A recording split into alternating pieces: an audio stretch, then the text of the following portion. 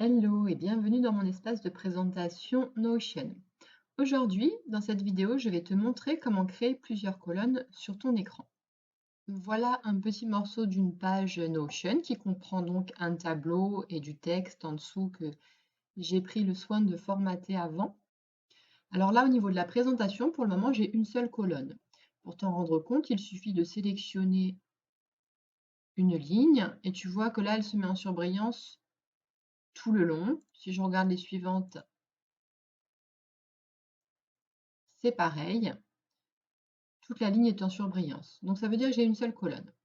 Alors l'intérêt d'avoir deux colonnes, c'est de faire des présentations un petit peu différentes quand on veut mettre des éléments côte à côte. On va voir trois façons de procéder. La première méthode consiste simplement à déplacer un élément à côté d'un autre. Ici, je peux sélectionner cette partie du texte et je la fais glisser à côté de mon tableau. J'ai maintenant deux colonnes, une colonne pour le tableau et une colonne pour le texte.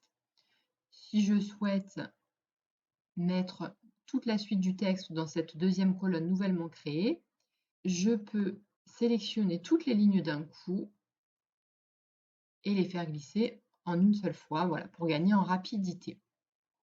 La deuxième technique consiste à créer directement le nombre de colonnes souhaitées avant même d'avoir des éléments à insérer. Pour cela, tu tapes slash, comme toujours dans Notion pour accéder aux différentes possibilités.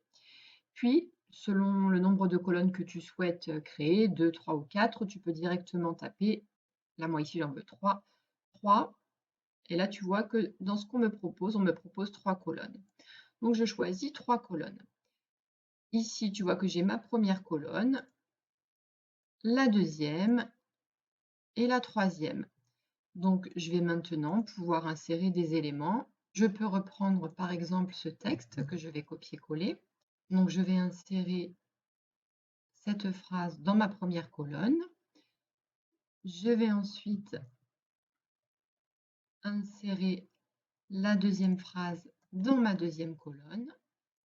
Et enfin, je vais insérer une troisième phrase dans ma troisième colonne. Pour bien te montrer visuellement les trois colonnes, je vais changer les couleurs de fond. Donc pour la première colonne, je vais mettre un fond, allez tiens, un fond bleu. La deuxième colonne, je vais y mettre un fond rose. Et la troisième colonne, on va mettre un fond violet. Donc tu vois bien apparaître une, deux, trois, tes trois colonnes. Allons-y pour la troisième méthode. La troisième méthode consiste à repartir d'un certain nombre de colonnes créées et à les transformer en un nombre différent.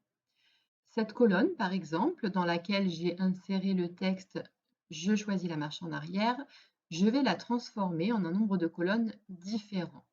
J'appuie sur les petits points qui se situent à gauche, je choisis transformer et je vais décider, à la place de cette colonne unique, d'en mettre deux.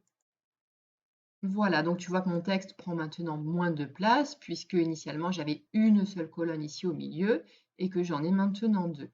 Sur cette nouvelle colonne donc disponible que je viens de créer, je vais ajouter autre chose. On va remettre du texte pour le coup. Je récupère mon texte et je l'insère ici.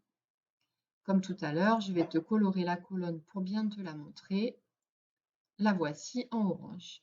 J'espère que cette astuce Notion te sera utile et que tu ne tarderas pas à l'utiliser pour rendre tes pages plus flexibles. Et en attendant, je te dis à bientôt pour une nouvelle astuce.